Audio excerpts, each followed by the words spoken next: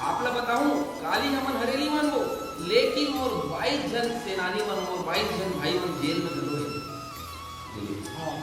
वो दिन बाजा गाजा के साथ में मतलब विदा देखा हमें, मोर छाती धक धलो करत कि मोर भाई मन के उन्हें जेल में और परिवार मन संग मतलब काल हरेली घलो मानना है, लेकिन कोई फर्क नहीं पड़ा। वो जेल घलो हमारे छत्तीसगढ़ महादारी फोरम है, हरेली भेंट वो भाई मतलब में करा था और काली ज्वार ऊपर से भेंट करके हरेली ज्वार घलो कर दो।